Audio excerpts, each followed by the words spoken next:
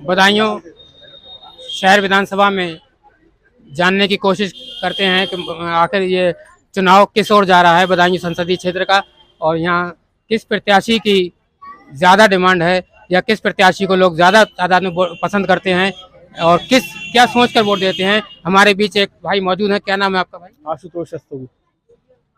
आप वोट करने जा रहे हैं, आखिर आपका मुद्दा क्या रहेगा? मेन मुद्दा किस उद्देश्य से वोट करेंगे? सही उद्देश्य से इसीलिए वोट करेंगे जो यहाँ पे व्यवस्था भी चल रही है इस समय। रोड भी दो दिक्कत है, खराब हो रही है, कई जगह में गड्ढे हो रहे हैं। कम से कम ये चीज़ अभी तक सही नहीं हो पाई है। मेरे हिसाब से जब धर्मेंद्र यादव थे वो तो काफ़ी ठीक चल रहा था सब।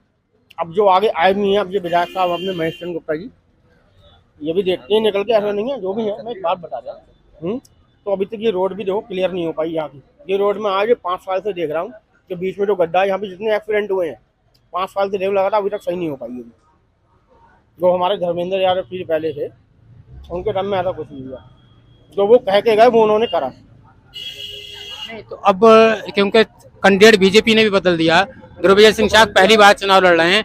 उधर से समाजवादी पार्टी से यहाँ से शिवपाल जी के पुत्र आदित्य यादव पहली बार चुनाव लड़ रहे हैं वो भी, और बहुजन समाज पार्टी से मुस्लिम खां जो कि पूर्व विधायक हैं वो आपके बीच हैं, वो आपके मौजूदा डिस्ट्रिक्ट बदायूं के रहने वाले हैं, और बाकी दोनों प्रत्याशी आपके बाहरी व्यक्ति हैं। तो किसे पसंद करेंगे? आने देखो, फर्स्ट टाइम वो खड़े हुए हैं तो हमें ही मौका देना चाहिए एक बार। दोनों फर्स्ट टाइम है, बाकी वो हमारी मर्जी, हम किसे मौका देंगे वहां जाके। मौका देने के बाद वो क्या क्या करते हैं तो हमें बाद में दिखाएंगे ना। ये या काम करते हैं यहाँ से चले जाते हैं या क्या करते हैं क्या नहीं, वो तो बात की बात है ना। हम अपना वोट दे देंगे, चलो मान लिया हमने वोट दे दिया दोनों में से किसी को भी, वो तो बाद में पता लगेगी ना हमें कि इन्होंने विकास क्या किया, तभी तो अगली बार मौका मिलेगा। जब धर्मेंद्र यादव जी के विकास से इतना संतुष्ट थी यहाँ की जनता, फिर आखिर उन्होंने दूसरा विकल्प क्यों चुना? अब ये तो मुझे भी नहीं मालूम, ये तो वही बता सकते हैं बात। पार्टी के ऊपर है ना।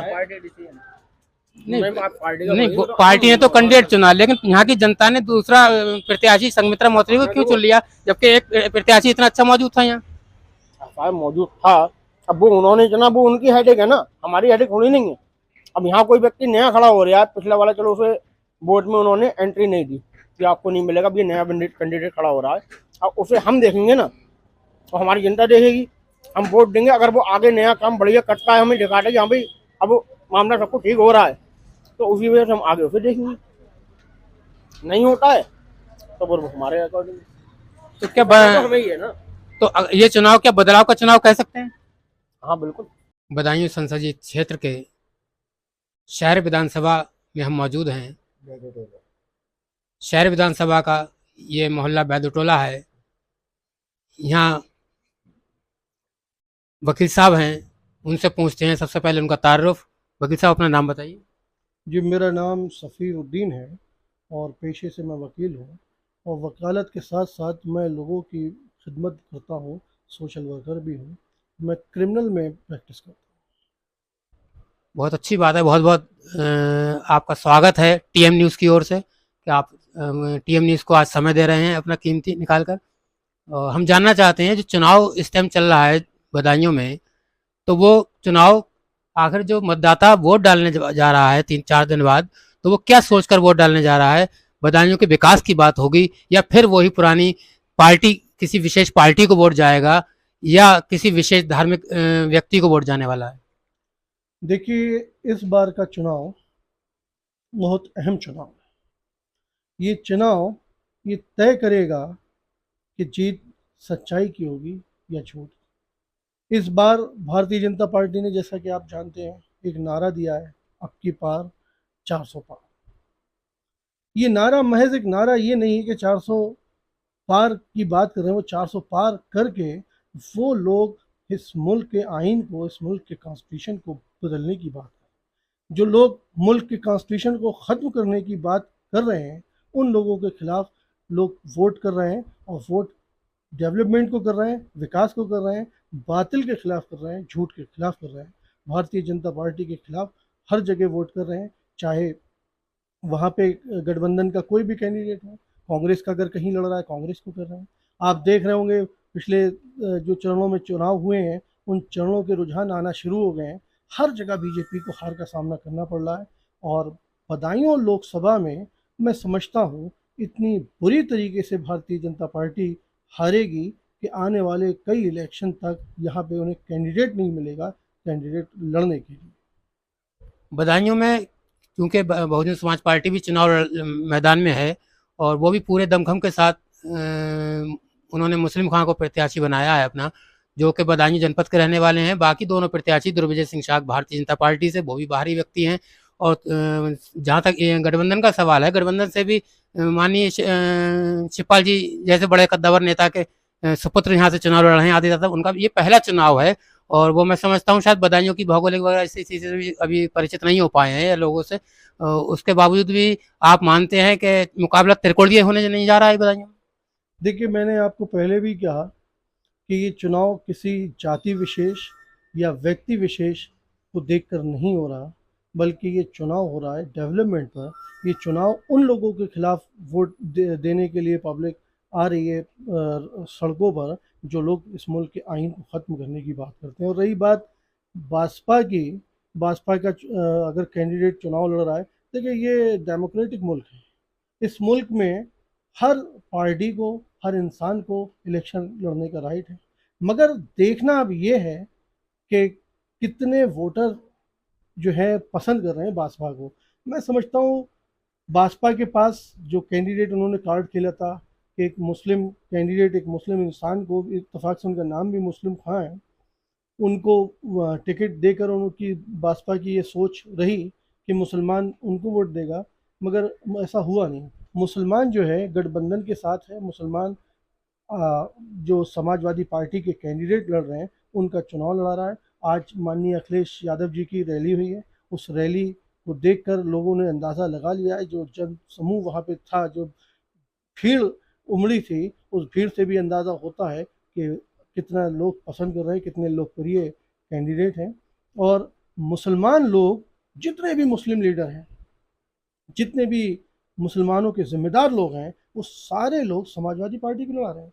आप देखिएगा, मुझे तो पता नहीं, अगर आपको कहीं मालूम चला हो तो आप मुझे बताइएगा, मेरी नॉलेज में इजाफा कीजिएगा कि बासपा ने किसी भी मुस्लिम इलाके में कोई अगर मीटिंग की हो और वहाँ पे वो कामयाब थे, कोई मीटिंग ऐसी आपको नहीं मिलेगी।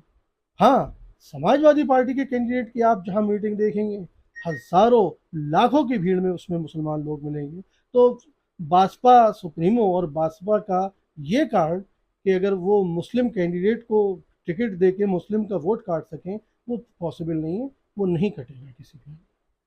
बहुत बहुत शुक्रिया वकील साहब आपका। हमारे एक और साथी हैं मौजूद हैं, उनसे भी सबसे पहले उनका तारुफ। आपका क्या नाम है? मेरा नाम सैयद काशिफ अनीस है। मैं भी पेशे से वकील हूँ। और बहुत बहुत स्वागत है आपका टीएम न्यूज़ पर। जी, बहुत शुक्रिया आपका। यहाँ के चुनावी हालात के बारे में कुछ बताएं। यहाँ के चुनावी हालात जो हैं वो बहुत अच्छे चल रहे हैं और यहाँ पब्लिक जो है वो विकास को वोट कर रही है। यहाँ पर जो विकास पहले हुआ है उसको वोट कर रही है और यहाँ की जितनी भी जनता है वो विकास को ही वोट करेगी। पिछले 5 सालों में डॉक्टर संघमित्रा मौर्य भारतीय जनता पार्टी की से सांसद रहीं, यहाँ से जीत कर गई। उन्होंने धर्मेंद्र यादव जी को हराया था। तो 5 साल में बदायूं के विकास से कितना संतुष्ट हैं? 5 साल में कोई विकास नहीं हुआ है। इससे पहले माननीय धर्मेंद्र यादव जी थे, उन्होंने मेडिकल कॉलेज दिया, रेलवे ओवर ब्रिज दिया और बहुत सी ऐसी चीज़ें दी जो यहाँ की ज़रूरत थी। जैसे सबसे मेन चीज़ है मेडिकल कॉलेज। जो आदमी यहाँ से अलीगढ़ जा रहा है, यहाँ से सैफई जा रहा है, वो मुश्किल से 12 किलोमीटर पे हमें मुहैया करा दिया। और वेंटिलेटर हैं, हमें कहीं जाने की ज़रूरत नहीं पड़ती। ये एक बहुत बड़ा विकास में, डेवलपमेंट में इसका बहुत बड़ा अहम रोल है। और बात रही, देखिए डेवलपमेंट होता है ट्रांसपोर्टेशन से। संघमित्रा मौर्य जो है वो 5 साल में एक यहाँ से बदायूं से दिल्ली या लखनऊ तक की ट्रेन नहीं करवा पाई, जबकि यहाँ ब्रॉडगेज ऑलरेडी है।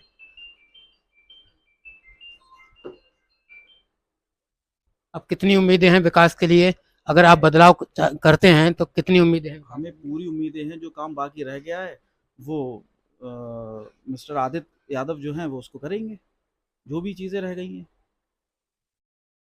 वकील साहब, एक बात जानकारी लेना चाहते थे। आपने बताया धर्मेंद्र यादव जी ने विकास किया, ये अंडरग्राउंड जो है विकास में नहीं आता है, केबल जो है, इसे डलवाना अच्छा हुआ है, नुकसान हो रहा है उसको?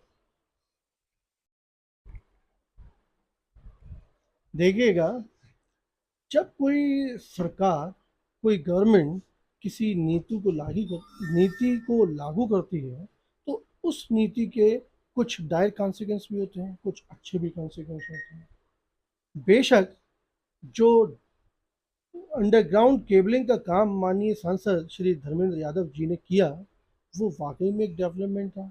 अब होता है ना कि जैसे आप छुरी खरीदिएगा तो छुरी से लोग फल भी काट लेते हैं, खरबूजा भी काटते हैं, और कुछ लोग उससे क्राइम भी कर लेते हैं। अब कुछ लोगों ने उसका इशू बना लिया कि सब करंट फैल रहा है, और उसमें बोला, हालांकि वो सारी अफवाहें थी, ऐसा कुछ नहीं था। और कभी अगर आप देखें कि ओवरहेड जो लाइन चल रही होती है तो उसमें भी कभी कभी करंट खंभे में आ जाता है, तो वकील माइनस। साहब, इस विकास को मंच से क्यों नहीं गिनाया गया? अब तक मंच से नहीं गिनाया गया इस विकास को कि अंडरग्राउंड केबल, ऐसा क्यों? देखिए, ऐसा है, समाजवादी पार्टी के विकास इतने ज़्यादा हैं कि गिनाते गिनाते हमारे स्पीकर थक जाते हैं, गिनाते गिनाते कैंडिडेट थक जाते हैं। और ज़रूर किसी ने कहा होगा इसके बारे में, मगर मुझे जानकारी नहीं है, अगर नहीं कहा, क्योंकि विकास ही इतने हैं तो इसको भी एक उसको कहना चाहिए। बाकी सारे विकास के बारे में बात करते हैं। अब जैसे अभी हमारे साथ काफ़ी लोग लड़ा रहे हैं। अभी आदित्य यादव जी को माननीय पूर्व सांसद श्री सलीम इकबाल शेरवानी भी लड़ा रहे हैं। सलीम इकबाल शेरवानी साहब के ज़माने में बहुत ज़्यादा विकास हुए। धर्मेंद्र यादव साहब के ज़माने में जो बेपनाह विकास हुए, वो विकास सारे कहीं छिपाए नहीं जा सकते, तो वो अपनी जगह है। तो वकील साहब, अभी आपने पूर्व सांसद सलीम साहब के विकास के बारे में कहा, तो मुझे कोई 4 काम, या मुझे मतलब मेरे चैनल के माध्यम से बताइए कि 4 काम तो शेरवानी साहब ने बताया कि नहीं किया हो। देखिए, ये आपका बड़ा अच्छा सवाल है, और अक्सर मैंने लोगों को ये सवाल करते हुए सुना है, और मुझे बड़ी खुशी हुई कि आपने ये मुझसे सवाल किया। देखिए, 1982 का मंजर देखिए, बदायूं भूड़ का इलाका, चारों तरफ रेता ही रेता था। माननीय सलीम इकबाल शेरवानी ने यहाँ पर लाकर जो बबराला में टाटा केमिकल लिमिटेड का एक प्लांट लगाया, जिसका उद्घाटन हमारे राजीव गांधी जी ने किया। उसके अलावा अभी मेरे साथी ने एक बात आपसे कही थी कि जो विकास होता है वो ट्रांसपोर्टेशन पर होता है।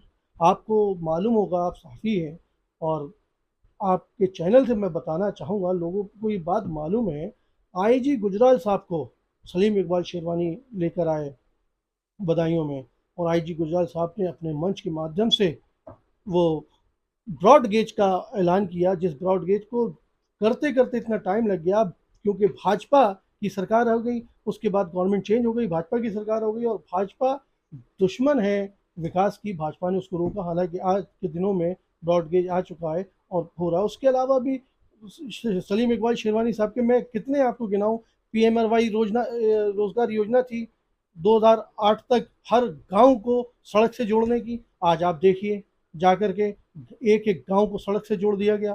तमाम किसी भी गांव में आप चले जाएं, सड़क नहीं मिलती थी, खरंजा नहीं मिलता था, बल्कि रेत में जाना पड़ता था, और उस रेत में सिवाय बैलगाड़ी के नहीं होता था। आज आपकी गाड़ी मज़े से गांव गांव जाती है, ये दिन सलीम इकबाल शेरवानी की।